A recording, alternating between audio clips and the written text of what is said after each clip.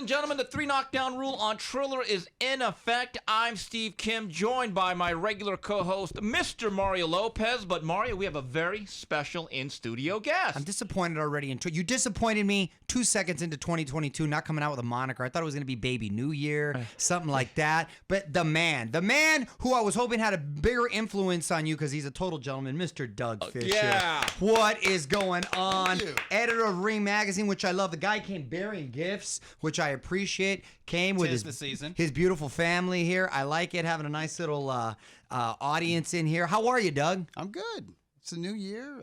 Last year was it was busy. There were ups and downs, but I'm on a high because there were so many postponed fights that November and December was really, really strong. Yes, I thought we ended it on a solid Yeah, note. it was a crescendo. I think, we had Canelo Plant and Crawford Porter in November. Thanksgiving weekend was the George Kambosos Jr. Teofimo. Yeah, upset. And the lightweight stayed in the spotlight in December. Well, big milestone for your magazine. You guys recently put out the 100th anniversary of this fine publication. What was it like getting across the finish line with this episode here of The Ring? It was hard. It was that's the February 2022 issue, and we were working on that I think throughout November, as a matter of fact. And it was a busy, like I just said, it was a busy time. Finally, there was stuff on the schedule. There were big events on the schedule. So I had really wanted to go to one of those major fights in Vegas in November. Either Canelo Plant, because I was going to crown an undisputed super middleweight champion. If Canelo won, it was definitely history. Well, if either guy won, it was historic. Nobody's ever had all 4 belts, or all the belts, period. In the 168-pound division. It's pretty incredible. But I actually liked that matchup, that welterweight matchup between Terrence Crawford and Sean Porter. And I wanted to be there. It's been a long time since I've been for ringside, on press row for a huge fight in Las Vegas. The last time was the rematch between Wilder and Fury. So I couldn't do it. Yeah. I couldn't do it and put that out on time. So you had to make some sacrifices, but it was a labor of love, definitely, because I reviewed 100 years of boxing. Like, I put that in perspective in my head. Yeah. Before I wrote my ringside column, before we went about the task of editing all these articles, and there was a huge article by a young historian named Cliff Rold that was really sort of an analysis on Ring Magazine's rankings, but also gave us 100 notable fighters, and we ranked them by how well they performed against ring-rated fighters or fellow ring champions. And we only looked at their careers during the years that they were ranked by Ring Magazine. Now, my man Sugar Ray Robinson came out number 1, but because of that criteria, you had a lot of modern fighters in there. You had Floyd Mayweather Jr., you had Manny Pacquiao in the top 10.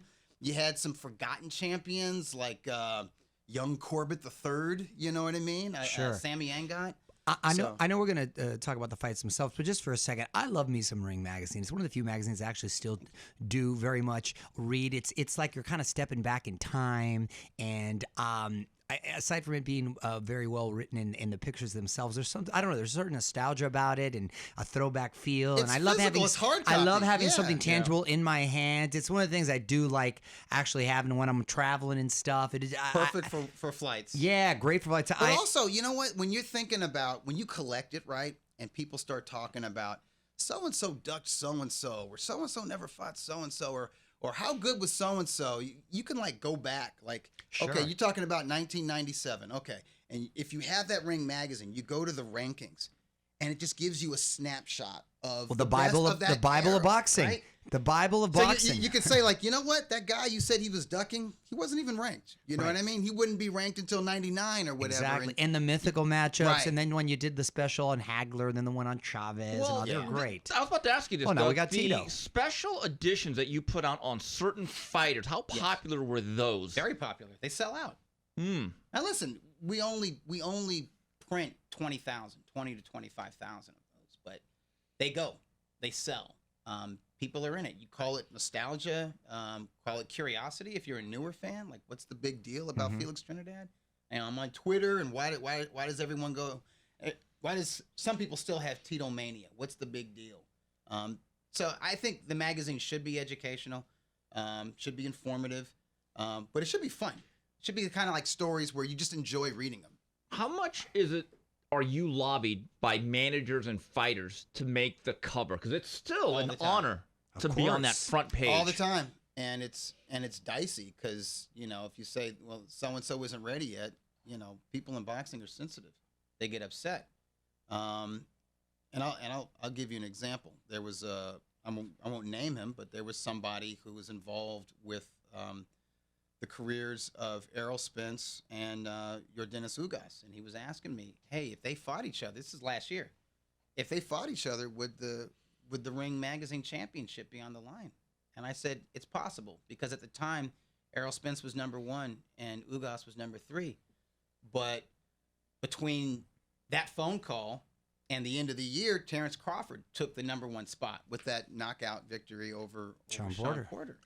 And listen, you can still make the argument. You can still argue, and the panel argued. Like, there were members of the panel who said, I still like the body of work of Errol Spence at 147 pounds better than what Terrence Crawford has done at 147. Maybe you can argue that Crawford's better pound for pound because he did what he did at lightweight and junior welterweight before he stepped up to 147. Right. But as far as welterweights, there were members of the panel who thought that Spence still deserved to be number 1, but there were more.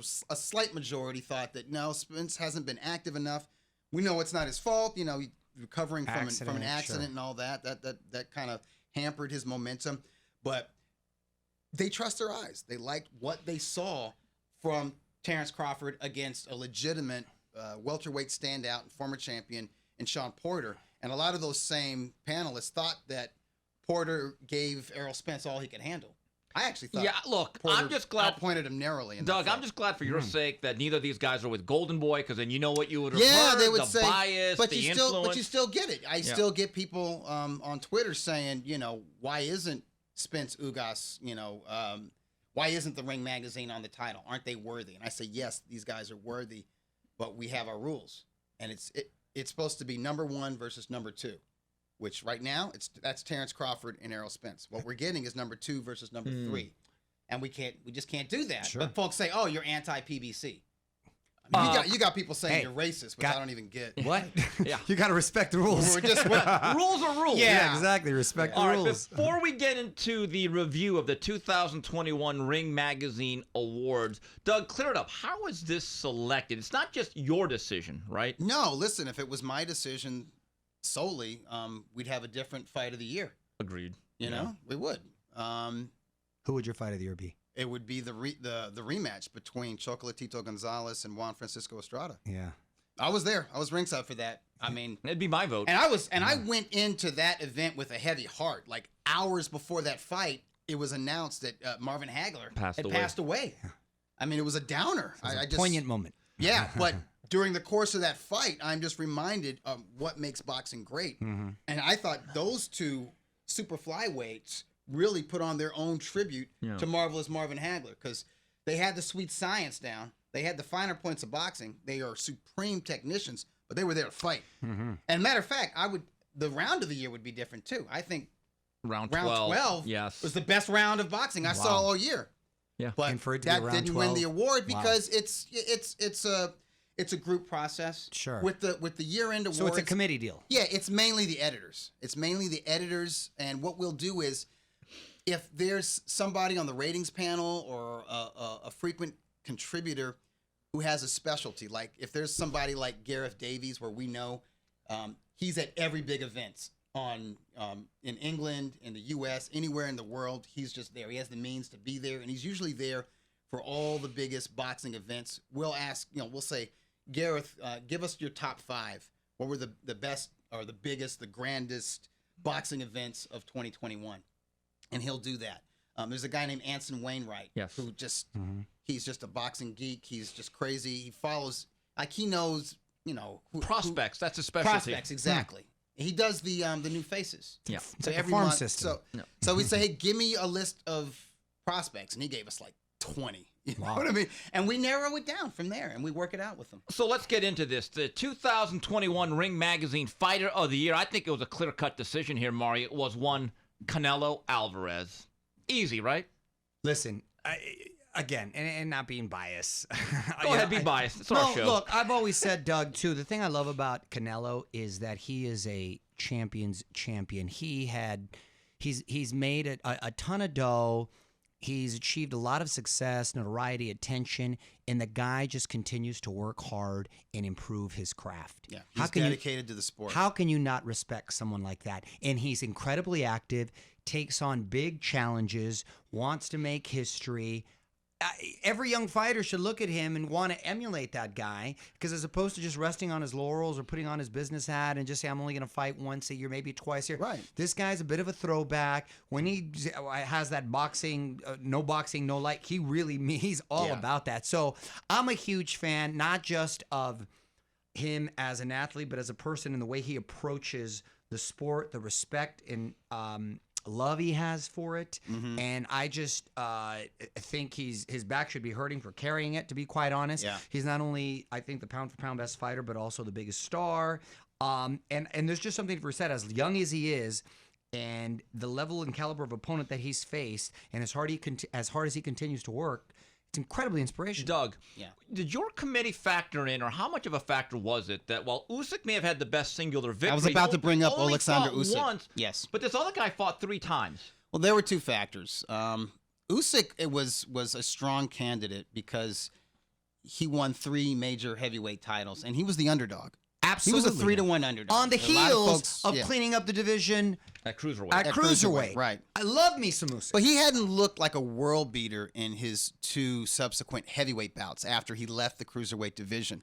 So he entered that bout against Anthony Joshua as an underdog, and he put on arguably one of the best boxing performances. Maybe second to Shakur Stevens' boxing performance against Jamel Herring. Yeah. But again, Stevens was favored to do what he did. And getting back to Canelo was a strong favorite to beat Billy Joe Saunders and to beat Caleb Plant.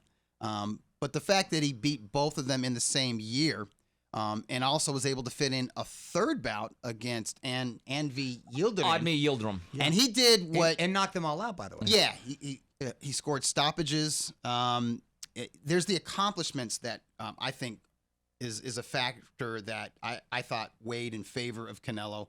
And also, there's just the business side of boxing. That fight against Billy Joe Saunders, that broke the indoor record for a boxing event in the United States. Also broke a record that I think... Yeah, right. broke a face, and he broke the indoor boxing attendance record, which I think was had previously been set by the rematch between Muhammad Ali and Leon Spinks. Rest in peace. Yeah, in the Superdome in New Orleans. And this is during a pandemic. And this is during a guy who has no name, no fame in the United States. And so it was all him. And Doug, and going head to head on a very stacked UFC card. I forgot about that. Remember? Yeah. Which is even more important. We saw that fight, and that was a hell of a card too, Kim. So, which makes it even more impressive. Yeah, a lot of 70,000 plus. I'm sure DAZN did really good ratings. They had good signups for that. But speaking of DAZN, he didn't just declare free agency and then just staying on one side of the street. And we've seen that done in boxing. Yeah. It was real important for Mikey Garcia when he was really at his peak at a lightweight to declare that I don't have a promoter. But then all he did was fight on the PBC side of the street. He had negotiations with Golden Boy to fight twice, I think, at least twice, to fight Jorge Linares when Linares was Ring Magazine and WBA champ. And there had been negotiations for him, or maybe not even negotiations. There had just been talk about him facing Vasily Lomachenko, which is, top rank in ESPN. Those fights never happened. And that was the right division, and those were the right fights to happen, which would have given us a unified or maybe an undisputed lightweight champion. What Canelo did was he got his free agency, and he fought on one side of the street, and then when it was necessary to cross the street to achieve his goal and do the right thing and crown an undisputed champion at super middleweight, he went over to the PBC. To move on here, Fight of the Year, Ring Magazine 2021. The nod went to the Fury Wilder 3rd chapter. Mario, you were there. Right. Make the argument for that fight, because I know you felt as though that's the best fight you saw this past year. That I had the privilege of being in person. It was an event, right? Yeah. A lot of people there, big event, big guys. Yeah. You just felt the energy, and it felt like a real heavyweight championship fight. There was a lot of banter leading up to it, some controversy. You had all the elements to really get everyone fired up. It was a grudge about it. match. It was a grudge match. It was a grudge a lot match. of venom. There was a lot of poison and out the there. knockdowns back and forth. I look, for all that's said and done, I don't have an argument with or an issue with who the Estrada Chocolatito, but I just think for what was at stake and because of the magnitude of the event, for me, I thought that was Doug, how the much fight did of the it year. come into play, this old saying? There's two boxings. There's heavyweight boxing Yes. and there's the rest of boxing. Did it swing it in that direction? Yeah, yes. The fact that they are heavyweights, that the Ring Magazine WBC Lineal Heavyweight Championship was on the line. The fact that it's not just two big heavyweights, like the biggest and best boxing heavyweight in Fury and the biggest puncher in heavyweight boxing, Deontay Wilder. It was the fact that it's a rivalry. This was the third fight. And, if you can remember, Steve, in the 70s, the heavyweight division, but also heavyweight rivalries really drove the sport. Yeah. It's what made the sport mainstream. And if you look at some of the Ring Magazine fight of the years during the 70s, there's some awesome heavyweight fights like Ali Frazier 1 and 3. Yeah. So 1971, 1975, those were heavyweight fights, but they were all-time great heavyweight fights. But there's also Big events. Remember, Frank Sinatra was there. Ringside, all the stars. right, The first one and huge events. Right. Bob Arum said that might have been the biggest fight in history as far as star power, attention, Yes. awareness level, and what have you. Yeah, and we did a Anticipation. 50-year anniversary. Frank of the Sinatra fight of was the a century. ringside photographer. Yeah. He That's had how his he earned his credentials and he was there. credential. Yeah. Yeah, that was one of my favorite specials from last year. Was the 50-year anniversary look back at Ali Frazier 1. But you look at some of the other years, there were heavyweight bouts where they were one-sided beatings. But because they were the heavyweights, it was so significant. Like when George Foreman beat down Joe Frazier, that changed the complexion of the heavyweight division. It had all been about Ali and Frazier, and suddenly there's this new juggernaut in the mix. Sure. And when Foreman lost to Jimmy Young, that was fight of the year. It was really should have been upset of the year, but they didn't have an upset of the year Yeah. award And at that don't time. forget George Foreman, Ron Lyle. And this that one fight of the year, This and that is- deserved to be fight of the year. It was a George slugfest. Foreman, Ken Norton. Yeah, and really Well, he Foreman. lifted him off the wall. Foreman, let Yeah. me just say, he intimidated certain guys. Yeah. Norton was one. Yeah, he was one of them. But that was a big guy himself, though, in Norton. Yeah, he was Who jacked. had all yeah. these numbers, so right. that's why. Styles make fights, but that Foreman Lyle fight was the quintessential slugfest. It was a shootout between big men, and you had that with Fury and Wilder. So I'm not mad that Way to bring it back around. Yeah, it was. It's dramatic seeing giants clashes, Well, sure. a clash of the Titans, and with the knockdowns, and really I think round 4 kind of made the fight. Right. Because otherwise it looked like it was going to be another one-sided beating, just like the rematch. Suddenly, you see Fury on the canvas twice, and you're thinking, you know what? Wilder can turn this around with one single punch. And to his credit, he hung in there. And honestly, I thought, like, after the 6th round, it was kind of a one-sided beating. I was worried about Wilder. Right. But it was hard to pull it, though, because you ever thought, being there, too, oh, wow, he just needs that one punch, Yeah. like you said. I got to say this, though. From a purist perspective, just as somebody who does appreciate the finer points of boxing and technique, it looked like two big goons went out drinking, and they got drunk and got into an argument and got into a fight, and the gypsy goon could hold his liquor better than the brother from Alabama, because it was sloppy. That was some sloppy stuff. It was, but exciting. But it was, and that's what it's all about. I wasn't exactly there live. I was watching from my couch. I was standing up, and my heart was pumping. Yeah, you could hear those blows. Yeah. The adrenaline was Yeah, flowing, and that's yeah. what it's all about. Quick question, because I know me and Mario have a disagreement. You were there ringside. I thought Chocolatito outpunched Estrada. I thought he deserved the course. victory. What did you see? Yeah, I thought he won. See, Mario? I thought he told you. clearly What are won. you talking about? I didn't argue with I you on scored that. it 7 rounds to 5 for Chocolatito, and I thought I was being generous. I really. Now, when I watched it back, I had it 8 rounds to 4. So for did my I. man.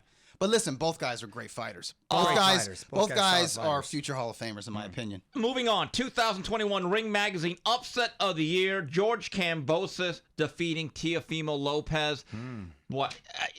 If there was a story of the year, or one of them, had to be the downfall of Teofimo Lopez. Yeah. But who came in number 2 on that, Doug?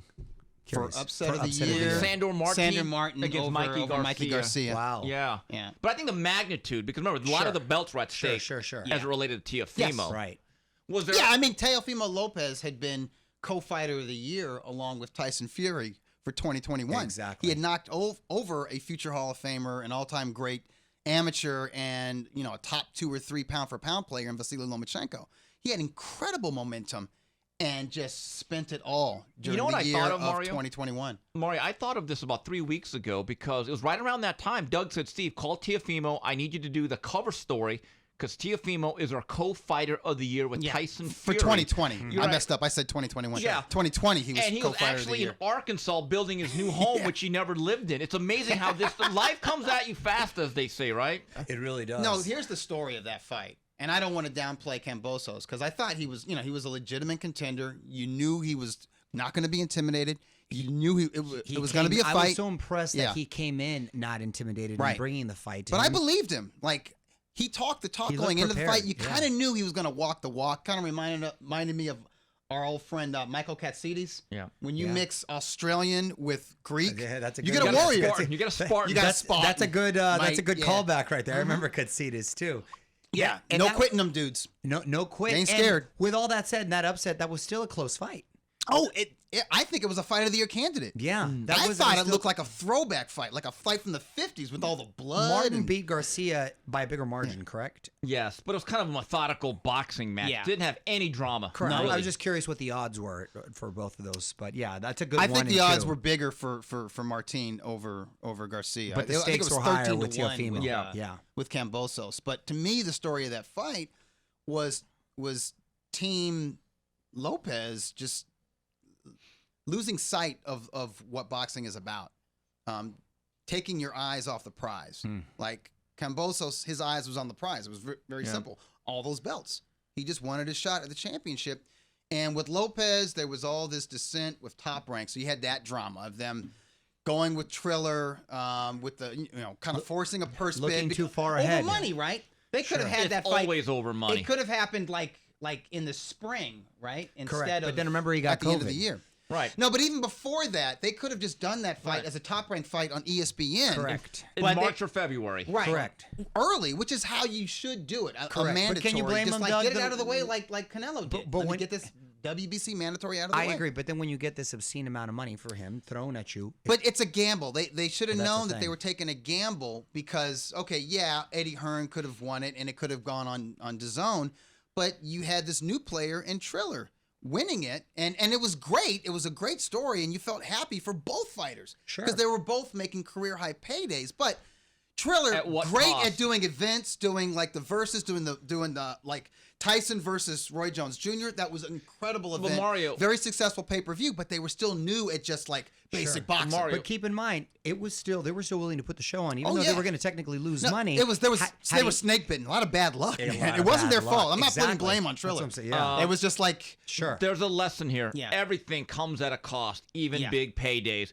Wrapping it up here, Ring Magazine Prospect of the Year. I was surprised that Brandon Lee. Now, here's the question. Oh. he was my suggestion. Okay, Virgil. I didn't over pick him. Xander's Or, Yes. or Jared Anderson or Virgil Ortiz Yeah. or Boots Ennis. Were they considered Yeah, contenders at that point? no. Was that Yeah, the, was that Ennis the is a issue? contender. Okay. He's in the top 5. Yeah, bro. they're a little too long, not long in the tooth, but they're past yeah, that yeah, they're stage. past that Ennis stage. was prospect of the year for 2020. Oh, so yeah, that should yeah. So he's disqualify done. him. He's Yeah, had done. his Yeah. right. They've been around too But Anderson, absolutely. We were looking at him and Xander Zayas. I was thinking maybe he would get it Yeah. because he has the look and he fought a lot. I don't Right. know How many times he fought? But he 6. fought. That's a lot. By today's standards. Yeah. In a Heck yeah, pandemic, that's a lot. Most that's a younger lot. fighters take But he's kind of like 6-round, 8-round level. Yeah. And Brandon Lee is not a legitimate contender yet, but he's like 8-round, 10-round level. He's like showbox level. He's been in with guys that were supposed to test him. Samuel Taya, Yeah. Juan Heraldez. And that was like a knockout of the year Yeah. candidate, by the way. And yeah, the final guy that he fought That was a Geraldo. tough cat. Yeah, your That was a cousin tough can cat. punch a little bit. Ken. Yes, he can. And You mix some Korean in with whatever, you get a good athlete, man. I don't know what it is. Like, you used to have some real good Korean fighters. I remember, like, in the 80s. In Chol Beck, Yeah, in the was he 80s. like a super middleweight Yeah, in the in 80s. Chongpal Park? They were actually They were all- good. And the WBA loved them until Yeah. they fought black guys from America or Right, Chavez, right. and they'd get destroyed. Now, see, Oh. you mix that Korean with some Russian, you're getting Kostya Tszyu, you're getting Gennady some Golovkin. Gennady Dmitry Golovkin, you're getting Bivol. Bivol, you know, and this kid's mixed, man. Yes, And he is. He's a good athlete. And he has a good head on his shoulders. does. So we'll see where he I goes. think he's got a good personality. He too. does. I think he's marketable. Looking back at the stories of 2020, I think the biggest loss we had in the sport, it certainly hit me hard, was the passing of Marvelous Marvin Hagler. You guys did a special edition. I contributed to that. We had to. I just think, to me, he represents an era when boxing and boxers, I think, were better. Am I Yes. wrong in that? No, and I think he was a true man's man, and just everything about him was. Look, when they did the Four Kings special, which I believe was on Showtime. Yeah, the Kings. Yeah, the Kings. And he was featured. Man, you just got to see what the caliber of human he was, right? Yes. From his loyalty to the Petronellis. to the way he was just consistent at middleweight and always. What did he have? 50 fights before he even had a shot at the Yes. time. Just Didn't win it till 54. unbelievable. More than 50 fights. Exactly. It's a hard road. to still have that illustrious career even after all that. So no, you gotta, and just the look, just everything about him. Yeah, was he just didn't great. get his shot at the title when he first reached his peak. Like, he was probably like ready to challenge for a title like late 1977. Definitely by the end of 1978. Right, exactly. It didn't happen until the end of 1979, and he got robbed. Right. And then in 1980, Vito he had to Antuofermo, travel. right? Vito Antuofermo was a controversial draw, but he had to travel to England to Alan fight Minter. Alan Minter. And then they got he didn't- booed, and he he didn't got- get to Yeah, celebrate, right? exactly. So such a long road. Yeah. But once he was king of the mountain, he was king of the mountain. Yeah. You know, Nobody Mario- could really beat him, not decisively. Exactly. Not even my man Sugar Ray Leonard. You know what I love about Hagler was that when he was about to retire after the Hearns fight, he had kind of gotten sick of the grind. His discipline wasn't quite what it was, but he said, "Okay, He got talked into fighting John Mugabe, who was 26 up, 26 down. He was number one in all three sanctioning bodies, and he said, "You know what? That's my honor. That's my duty. He's my mandatory. If I'm gonna fight, it's gonna be him." Yep. So in 85, 86, and Look at that. 87, he was in 3 Fight of the Year awards to end his career. That's Unbelievable. amazing. And he had about 70 fights. Yes. Such a physical toll it takes on your body with so many fights, and the guy's still sharp as a tack. No, Yeah, that When well, it's- see, that was that's the what's so tragedy. that's what's so That's came what out of hurt nowhere. me is that during his prime, and I remember it, he wasn't that popular. Like, he was overshadowed by Leonard, Sure. even Tommy Hearns and Roberto Duran, right? Like, he just didn't have that kind of personality that really transcended. It didn't really start to click for him with the general public until that amazing shootout with Tommy Hearns, right? So it was late in his career. Right. And then he feels burned by the split decision loss to Leonard. And credit to him, he walked away from boxing. Forever. And stayed. Yeah. Like, actually remained retired. So his dignity was intact, and he conducted himself as such. And apart from like the International Boxing Hall of Hall of Fame, you didn't see him out in public very much. He was kind of like mysterious. He had a When he went to mystique Italy for about a him. while. But when you did see him, he presented himself in such a classy, gentlemanly like fashion. Never gained weight. You know, he looked good. He was looked running 10Ks as of 2 years ago. He always looked like fighting shape. No, so he it was just I love that guy. and the thing is like every year that went on from when he retired, and I think he finally like announced his retirement in like 88 or maybe 1989, right? It's like people they respected him even more. Sure. Like in retrospect, kind of like with like Larry Holmes, people talk about, oh man, that guy was awesome, and Yeah. but during his title reign, everybody hated him. Right. It's amazing that Hagler, at the end of his run, had commercials, national endorsement spots with Pizza Hut, Right Guard. The IRS 7 Up. actually did the spot with him about pay your taxes with him and Tommy Hearns. And a lot of public service announcements. too, Absolutely. like the- great. And I'm going to tie this in together as we wrap it up here on the 3 Knockdown Rule on Triller. And I'll tell you why, because the retirement of Manny Pacquiao, and it's sad to me because he had nearly 70 fights, I think 72, was in great rivalries, had multiple rivalries, Yes. put his time in, and you pair that with what I see with the inactivity of today's fighters who are like 23, 24, already fighting twice a year. we may never see another Manny Pacquiao or really Canelo Alvarez, who has about 60 fights. Yeah. I'm just wondering, is this what we're going to be stuck with? Guys with 35 fight careers? Doug, Yeah, what I made- think it'll be like, I think the blueprint to them, it used to be Floyd Mayweather, right? They just want to make money. They want to be very careful and protect that. But I think this generation might be looking more to Andre Ward, because he retired with 32 professional fights. Wow. But he retired to where he retired as champion. He retired at or near the top of the mythical pound for pound list, and he was a first ballot Hall of Fame induction. So I think people are going to look at that and like be very careful. Like take the risky fights when it makes the most sense. But if you win like 4 or 5 really big fights, that's all you need.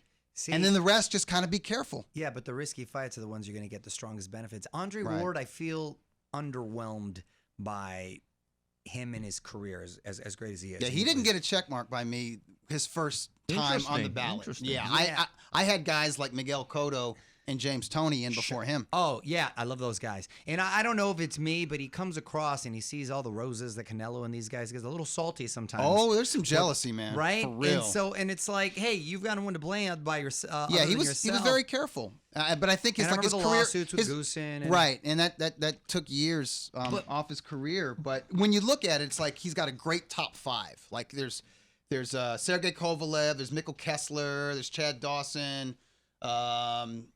Who else, Steve? Oh, Carl Froch. Yeah. Maybe there's just a really good top 4. Yeah, If you try to do a because top, I thought if he you try to lost do the a top- first one against Kovalev. right, but he fought him. But he Listen, fought him, and Dawson came yeah. down in weight. Yeah, I he remember did. and Nothing killed left. He himself. did. I'm not saying there aren't asterisks, but I'm Sure. just saying No, he I had get some it. significant wins Yes. against really good fighters. Sure. You know, when they were still in their primes, at or near their primes. I'll give him credit for that. But when I sit down and try to write like a top 10 opponents that You start getting Andre down Ward- to Alan Green, Alan Green, Right. bro, you start getting Edison to Jerson Miranda, Ravella, Edison Miranda. Sugar Poo Buchanan. Yeah. Going back to Manny Pacquiao, I honestly, and I've been watching fights since the 80s, okay? He is one of the few fighters to me that I find truly special and remarkable in this sense. He came in, and I remember when he came into Wildcard at about 112, right? And he essentially, when he flew through all the weight classes, he essentially made his star-making performances, all his fights, at welterweight. Doug, he never even weighed in as a full welterweight. Right. My guy was always underweight. They had to feed him to try to here's keep the thing him. about Manny. He should have been a lightweight. Exactly. And the That fact- should have been his ceiling, really. exactly. Yeah. That's my point. And he would have been a great lightweight. Oh, one of the best ever. So that's what makes it all the more impressive, incredible to me, is the caliber of opponents he faced, and they were all much larger men. And the fact that he was able to accomplish what he did, really out of his weight class, to me, puts him in a special class. He had Hall of Fame accomplishments up to featherweight or junior lightweight. Right. Like just those rivalries with Marco Antonio Barrera, Eric Morales, and Juan Manuel Marquez. Exactly. I know the last 2 fights with Marquez were at welterweight, but the first 2 were at 126 and 130 pounds. It's unbelievable. And they were Think incredible about it. fights. Me and Doug. That were alone actually, gets him into the Hall of Fame. my guy He was fought he was 20 pounds heavier. Think about that. He was a flyweight champion who had won the Ring Magazine and Lineal featherweight champion. That alone was a big deal. It's just so it blows me. And he it made blows for my great mind. fights. Exactly. Doug and I were actually at Manny's American Exactly. debut. Memorable fights. Wait, not to interrupt you, but you're exactly right, Doug. Because we were the other day, we were hanging out over the holidays, and we put in a couple fights I hadn't seen for some reason. The David Tua, Ike Ibuchi fight, incredible Oh fight. my God, great fight. But Manny's like that, when you're just going down YouTube, like you want to, let's throw on this Pacquiao fight. Yeah. You can list a ton. He's one of those fighters that you want to see over and over again. You can't say that about a lot of fighters. That you want to see, because he was just as exciting as he was effective. It was very good for boxing. I remember Doug and I went to the Oscar De La Hoya, Javier Castillejo undercard fight, summer of 2001. We had just begun Max Boxing. El Paso. No, that was MGM Las Grand. Vegas. Oh, Las Vegas. Who did he fight in El Paso? Javier Castillejo. That's what I said. What did I? No, that was Patrick Charpentier. Charpentier. Patrick Charpentier. Thank you, Patrick Charpentier. And it was yeah. amazing Very that good. I knew he fought in El Paso. Pacquiao came in on 3 weeks' notice for Enrique Sanchez. That's right. So the IBF had to literally go through 1, 2, 3, 4, and every guy turned the fight down with Lelo Ledwaba. Me and Doug were like, hey, there's a little Filipino guy. I remember thinking I'd kind of seen him at WA. Yep. I've never seen a fighter come out of the block like Usain Bolt and never slow down. Right. It was eye-opening. You're thinking, okay, he's going to slow down soon. And he just kept ramping up the pressure. One of the best combinations physically I've seen as far as speed, hand speed, foot speed, and power. Right? I In would put both ends. balance in there. I love Well, his no, and footwork. balance. No, Yeah. exactly. That's what I'm Yeah. saying. It's just like a physical specimen in Yes. that sense. Yeah. I've never seen a guy get into the gym, and as soon as he wraps, and he always wrapped his own hands. He wrapped his own hands. Always That was the wrapped- thing. He wrapped his own, even as Like champion. George he wrapped his own Foreman. hands. Right. Yeah. But I've never seen a guy George that Foreman did that too? Yeah. Yeah, Wrapped his own hands. There's a Okay. theory that you got to learn how to wrap your own hands because you know what feels Right, good. Rudy right. Hernandez believes that, but I've never seen a guy that could go from 0 to 100 in a workout and for 2.5 hours never stop. Yeah. It's the most energetic fighter I've ever seen at the gym. Unbelievable. Here's a metric for all-time greatness that I often apply to old-time fighters and modern fighters, and that is, can you isolate a 2 or 3 year period during their peaks, right, where those fights alone qualify them for the International Boxing Hall of Fame? Mm-hmm. So, like with Sugar Ray Leonard, Steve, from like 79 late to 81. 79 to 81, Yeah. right? He had Wilfred Benitez. Duran He had twice. Duran twice, and And he had Hearns. Tommy Hearns. And he fit in Ayub Kalule Yeah. for a junior. middleweight title, right? Like that alone, he beat like 3 fellow all-time greats, right? Like that's going to get you in with going back to the old school, but back to the 30s. Henry Armstrong in 1937, I think he fought 27 times, scored 26 knockouts, all wins, obviously, unbelievable. right? And he won the featherweight title that year, and he beat like a future Hall of Famer in Chalky White and some other top guys, right? Then in 1938, he slowed down a bit. Only fought 14 times, but he won. He jumps from He featherweight. got complacent, Mario. He did, yeah. He jumps from featherweight to welterweight and beats a great fighter in Barney Ross for the welterweight title. Then drops down to lightweight and beats a great fighter in Lou Ambers for the lightweight title. Right. So in just 2 years, like he fights like 40 times or 41 times with like 38 knockouts. And he's a 3-division champion simultaneously. Like just 2 years out of his career is a Hall of Fame career. Hall of Fame career. You can say that about Manny Pacquiao's 2008 to about and 2009. Yeah. Okay, so 2008, he fought 3 times, right? He Yeah. fought. It's the rematch victory over Juan Manuel Marquez. David Diaz. Then he beats David Diaz for a lightweight His title, one fight at lightweight. right? And then he beats Oscar De La Hoya Hoya. at his. Then it was at Hatton. welterweight. He It was just Hatton completely jumped and junior welterweight. Hatton and Cotto the Very next year. good. Hatton So and what's Cotto. that? Is that just 5 fights? Yeah. But that's a I Hall mean, of Fame that's career the right run. there. Just That's right one. there. And correct me if I'm wrong, he was technically a champion for like 4 decades. Right? Yes, he was. In 4 Oh, decades, yeah. correct? Yeah. Yes. the That's 90s unbelievable. Just think about that. Yeah. In 4 decades. And for him That's at his age to unbelievable. beat a young, undefeated Keith Thurman, it's one of the best old victories in the Yes. history of Unbelievable. boxing. All right, we've got to wrap it up here. Doug, for those who aren't near a newsstand, because these things are hard to find, magazines, are. how do you subscribe to The Ring? Okay, you can just go to ringtv.com, and if you look across the top toolbar, there should be a button for subscribe, or just better yet, go to the Ring shop. Go to the shop. You can buy individual magazines. You can buy back issues, but you can also sign up for a subscription there. All right. I well, suggest you do too. It's a cool, fun They little. sell like- out. It's like an art piece. Yeah. And you got it in your house. Speaking of Manny Pacquiao, that magazine's sold out. Mike Tyson is sold out. I think Tito's on his way to being sold out. Wepa. The Julio Cesar Chavez mag Orale. might be sold out as well. All right. Well, Doug, as always, you have an open invite Yeah, to you gotta our come back, Doug. show. So on behalf of Mario Lopez, Smoking Tim Frazier, Justin Buffalo Nichols, Tino, and of course Doug Fischer of Ring Magazine, this has been the 3 Knockdown Rule on Triller.